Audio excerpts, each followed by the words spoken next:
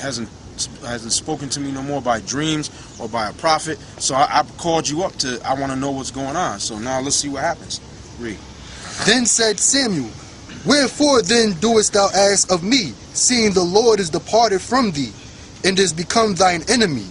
Right, and then Samuel told him, he said, look, you calling at me, look, the Lord has departed from you and become your enemy. And Samuel told him that before, when Samuel was alive. Samuel told him that the spirit of the Lord departed from Saul, and an evil spirit from the Lord troubled him. Did you find that? Damn, I'm looking for it. All right, go ahead, read on. And the Lord has done to him as he spake by me, for the Lord hath rent the kingdom out of thine hand, and given it to thy neighbor, even to David. Look at that. So Samuel told him right there again. The Lord had rent the kingdom, meaning the Lord took it from you and gave it to who? David. David's the man right now. David's the man that the Most High gonna deal with now. He ain't dealing with you no more, Saul. Changing of the guard. Yeah, like this brother right here said, changing of the guard. And by the way, as a footnote, we do believe that nigga Lahab is King Saul coming back. Yeah, you brought him up again, boy. Lahab.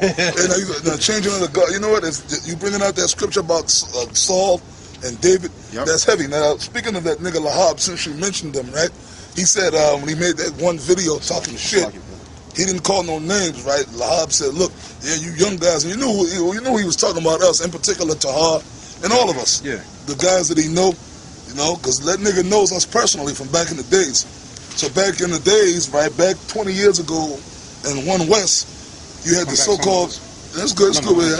You had them so-called top guys. Lahab was one of them, right? The top 7, Lahab was one of the top 7.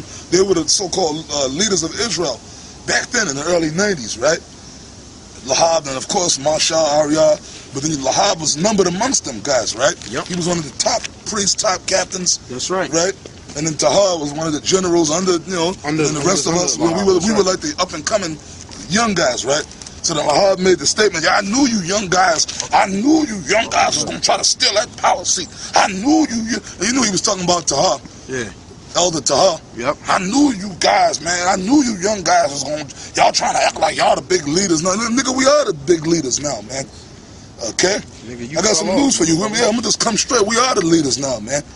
Because why the Father set it up that way, man. Yep. Just like Saul was king, but Saul got them demons on him, which nigga we believe, because we believe in the reincarnation. Well, the scripture says, don't deal with endless genealogies which do gender stripes. So we ain't going all into it, but hey, we just telling you, because everything you did, Lahab, in the school mimicked Saul, man. Okay, I gotta say something. Yeah. Now I remember, because when he was in his reign of terror, that's when I first came in, and I was basically a nobody then. But I remember when they had that New Jack City school, when they opened it up down the block from 1 West 125th Street, around the corner. They had, the brothers called it the New Jack City School. You went in there, because it looked like New Jack City. Yeah. New Jack City. That room that Nino and them was in. The original school, which was up the block, which now is abandoned, is a goddamn shame. Yep. If you drive by there now, the whole building is condemned. It's boarded up. That was the original 1 West 125th Street. When the elder Tahar and the other elders and myself came in, that's where we came into. Yep. Okay, that was the building. That was the building that I walked up in the first time, man. When I first came into Israel. Then after a while, Lahab and them, they got a building up the road, right? I don't know. I think there's a McDonald's there now, or whatever. So, yeah. But it used to be an African hair braiding place back in those days. And somehow Lahab and them got some rooms up in there, and they set that up as like a new school. But them wicked niggas at Central Command niggas.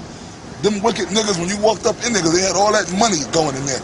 Because that's when so-called Israel, that's when Israel so-called got in an enterprise, man. Yeah. They had the oil tables going, then they so-called had the garments, they had brothers and so-called sisters in there making garments, right? Fucking bullshit garments.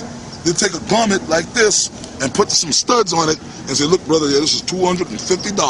Yeah, you get the gangster garment with the studs. Gangster garment, some studs. You get 2 armbands. So wait a minute, bro. Why is this so? Okay, look, I'll tell you what. How much without the studs? Well, without the studs is $150. Wow.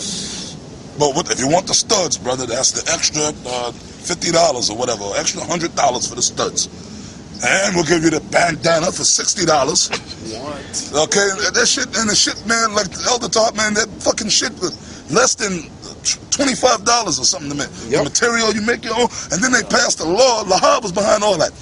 Then they passed the law, bro, you can't make your own garments.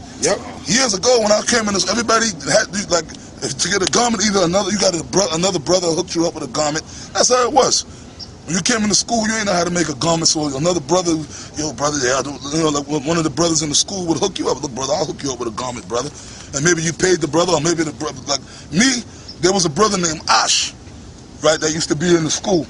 This little short brother, he was in the same camp with me. He was like one of the martial arts teachers, Ash. He was always cool. I think he's still down with HODC 12 and them guys. 13. Right? I'll never forget, that was how I got my first garment. He gave me a garment. Yep. Okay, he gave me a garment. He said, look, brother, here's a garment. That's how I got my first garment. But the way you got a garment, either another brother hooked you up or made a garment, or your woman made a garment for you. Back then, brothers had their wives making garments. And that's scriptural. And they had their wives making garments for other brothers. But then these niggas got into making garments, right? The Lahab and the Central Command, look, we making garments, right? They were charging their astronomical prices. Then they got into hooking up the other stuff. They'd take a pair of regular jeans and throw leather fringe on the side and charge you $100, man. Yep.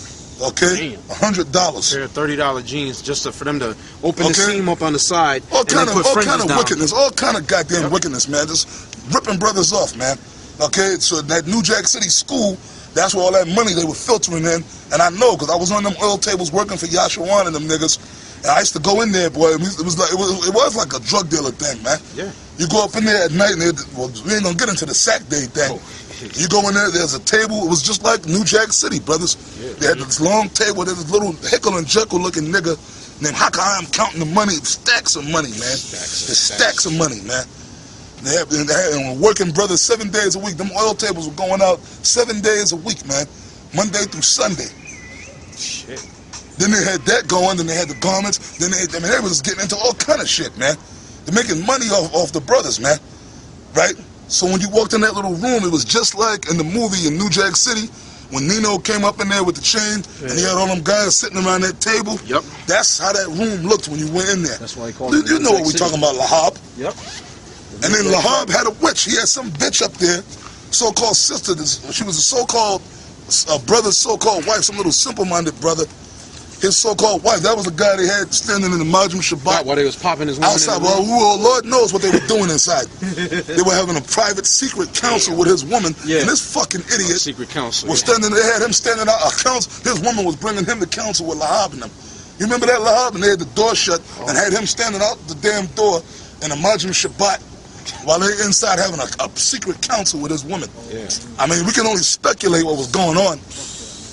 Fucking asshole. But that so-called brother was an asshole. Yeah, for like the elder Tahar said, hey, me, I would have bust through the door like Mike. I'm gonna say like Mike Tyson said, y'all saw Oprah, Mike? Yeah. I just would have came in with guns blazing. That's what I would have did.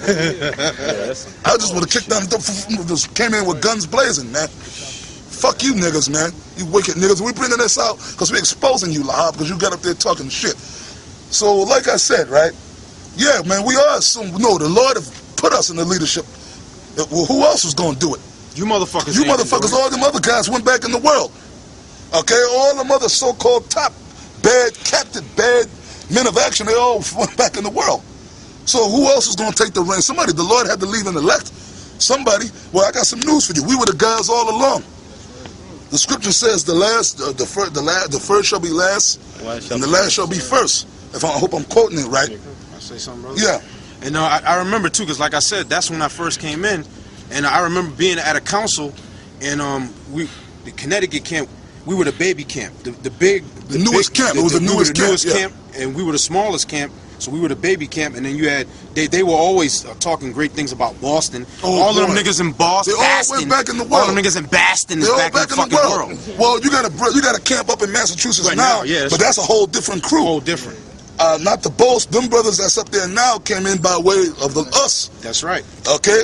That's the labor of our fruit. You fucking assholes. Alright? But the original Boston camp, they're all back in the world. Sa'aja, Arum, Abundabad, where they at? Where are you at? I know you guys be watching Sa'aja, where you at, man? Yeah. You fucking asshole. Where are you, man? Arum, the Ariyab clone. Okay? Arum. Man, there's a scripture on that too, man. There's a scripture on that too. I'm trying to think of this, man. You guys fulfilled prophecy, man. Get Jude, man. Get that. Get the book of Jude, man. Them guys, you guys, man, and we're gonna read about you. you guys came in. You came in. The Lord. Well, the scripture said, "Many are called, but few are chosen." So that was all prophecy, man. So the Lord